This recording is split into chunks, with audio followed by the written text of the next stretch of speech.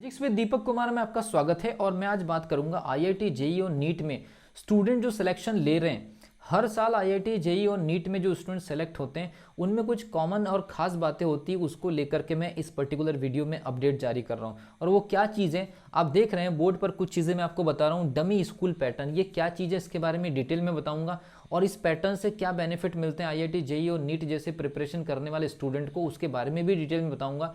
लेकिन अगर आप इस चैनल पर नए हैं तो चैनल को सब्सक्राइब कर लीजिए, बेल आइकन को प्रेस कर लीजिए। इस पर्टिकुलर यूट्यूब चैनल पर मैं आईआईटी जेईई एडवांस, इसके अलावा नीट, इसके अलावा फिजिक्स, जहां भी एज ए कंपलसरी सब्जेक्ट पूछा जाता है जैसे एनडीए, एयरफोर्स, उसके लिए फिजिक्स के रेगुलर लेक्चर्स अपलोड करना चालू करने वाला हूं। तो अगर आप इस चैनल पर नए तो चैनल को सब्सक्राइब कर लीजिए, शेयर कीजिए।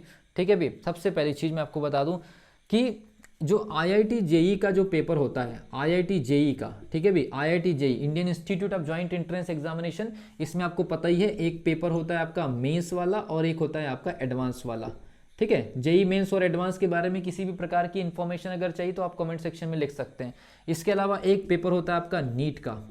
खास तौर पर मैं इन दो ही एंट्रेंस एग्जामिनेशन की बात करूंगा क्योंकि ये टॉप लेवल एंट्रेंस एग्जामिनेशन है मैथ साइंस और बायो साइंस के लिए। इसके अलावा और भी ऐसे एग्जामिनेशन होते हैं आईसीएआर एंट्रेंस एग्जामिनेशन में। इसके अलावा आपका मैं कुछ एग्जामिनेशन के नाम लिख दे रहा हूँ, अगर आप उससे भी रिलेटेड अगर स्टूडेंट हैं। इसके अलावा एनडीए, इसके अलावा एयरफोर्स। तो आईसीएआर और एनडीए भी उसी लेवल के एग्जामिनेशन होते हैं, लेकिन खास तौर पर आईआईटी जेईई और नीट की बात करूंगा। तो आईआईटी जेईई और नीट में सबसे ज़्यादा जो हर साल जो स्टूडेंट सिलेक्ट हो रहे हैं उनकी कुछ खास बातें मैं आपको बताना चाहूँगा और वो क्या चीज़ है। ऊपर में एक लाइन लिखी हुई है डमी स्कूल पैटर्न, ये क्या चीज़ है और यहाँ से सबसे ज़्यादा स्टूडेंट सिलेक्शन ले रहे हैं इस समय पूरे इंडिया के अंदर। आईआईटी जेईई और नीट में सबसे ज़्यादा अगर सिलेक्शन अगर कहीं से हो रहा है तो वो है dummy school pattern. Dummy school pattern होती क्या चीज़ है मैं आपको बता दूँ। 9th क्लास से या 11th क्लास से ही स्टूडेंट, सबसे पहली चीज़ तो 9th क्लास से या 11th क्लास से ही स्टूडेंट जो क्या काम करते हैं, नीट और आईआईटी जेईई की प्रिपरेशन में लग जाते हैं।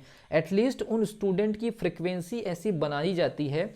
ऐसे कुछ स्कूल होते हैं जो स्कूल के जो दूसरी जो एक्टिविटीज़ है ना, कि क्वार्टरली एग्जामिनेशन और हाफ ईयरली एग्जामिनेशन, तो उनको क्वार्टरली और हाफ ईयरली के जैसे ही लाइटली लेते हैं और उनके पेपर को वो बिल्कुल नॉर्मली जो गाइड होती है उससे प्रिपरेशन करके देते हैं।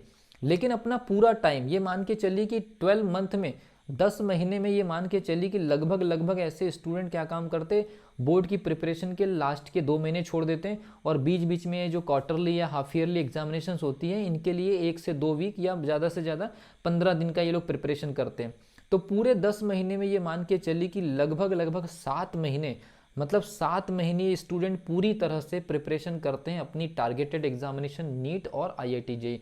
तो स्कूल, ये डमी स्कूल क्या चीज़ होती है, जो डमी स्कूल जो है स्टूडेंट को ऐसे तैयार करती कि उन्हें एक पर्टिकुलर टाइम लिमिट के बाद, जैसे 9th क्लास स्टूडेंट है तो वो 4 साल से प्रिपेयर हो रहा है, अगर कोई 10th क्लास स्टूडेंट है तो वो 3 साल से, अगर कोई 11th क्लास स्टूडेंट है तो क्योंकि 11th में तो सब्जेक्ट सेलेक्ट हो चुका होता है तो टारगेट भी मिल चुके होते हैं। ठीक है, तो मतलब एक 4 साल में देखिए स्टूडेंट कितनी मेहनत कर चुका होता है उस एग्जामिनेशन के प्रति। वो हर 12 महीने में 7 से 8 महीने केवल अपनी टारगेटेड एग्जामिनेशन के प्रति प्रिपरेशन कर रहा होता है। वो भी 4 साल बाद होने वाली है या 2 साल बाद होने वाली है या 3 साल बाद होने वाली है या नेक्स्ट ईयर होने वाली है। तो पिछले क्लास का रिविजन, जैसे 12th क्लास स्टूडेंट, ज़्यादातर 12th क्लास के स्टूडेंट क्या काम करते हैं, अपने बोर्ड के परसेंटेज के पीछे भागते हैं और उन्हें कुछ पता होता नहीं है। लेकिन डमी स्कूल के जो स्टूडेंट होते हैं वो 11th का भी रिवीजन कर रहे होते हैं, 12th को भी आईआईटी और नीट के हिसाब से कर रहे होते हैं और त्रैमासिक हाफ ईयरली जो भी एग्जामिनेशन होती है स्कूल लेवल की उनको लाइटली लेते हैं। और बोर्ड एग्जामिनेशन के लिए जो 12th बोर्ड होता है उसके लिए लास्ट के 2 महीने की जगह 2.5 महीने या 3 महीने छोड़ देते हैं, वहाँ बोर्ड की भी प्रिपरेशन करते हैं, वहाँ भी अच्छा मार्क्स लेकर के आते हैं। और फिर उसके बाद जैसे ही बोर्ड का टाइम खत्म होता है या एग्जाम खत्म होती है, इन एग्जामिनेशन में बैठते हैं और पहले झटके में निकाल लेते हैं। क्योंकि जो ऐसे स्टूडेंट होते हैं जो डमी स्कूल पैटर्न में पढ़ते हैं, डमी स्कूल पैटर्न में स्कूल जाने का टेंशन नहीं होता, वो एक्चुअल में एक कोचिंग पैटर्न पे ही क्लासेस चलती है। और इंडिया में ये पैटर्न इस समय सबसे ज़्यादा आईआईटी जेईई और नीट में स्टूडेंट का सिलेक्शन करवा करके दे रहे हैं, डमी स्कूल पैटर्न। मतलब स्टूडेंट जो है स्कूल के कई प्रकार के बेवजह के काम से, जो स्टूडेंट होते हैं ना, जो स्कूल में जो कई प्रकार की बेवजह की चीज़ें चल रही है जो एग्जामिनेशन से उनका कोई संबंध नहीं है, तो उनसे वो हट जाते हैं और टारगेटेड स्टडी कर रहे होते हैं। और जो बीच बीच में एग्जामिनेशंस आते हैं तो उनको वो केवल अटेम्प्ट करते हैं और बोर्ड के लिए 2-2.5 महीने। ऑलरेडी उनका कॉन्सेप्ट इतना बढ़िया रहता है कि 2-2.5 महीने वो रिटर्न की प्रैक्टिस करते हैं बोर्ड के लिए, और उसमें भी वो बहुत ज़बरदस्त मार्क्स लेकर के आते हैं।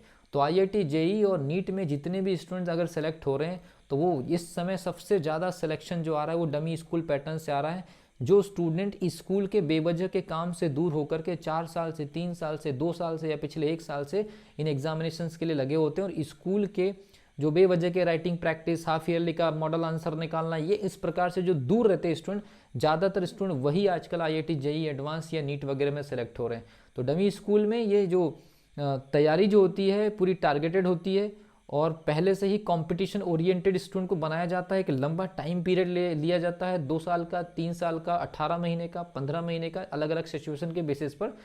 तो डमी स्कूल इस प्रकार की फैसिलिटीज़ प्रोवाइड करती है स्टूडेंट को कि वो अपने टारगेट को क्लियर कर सके।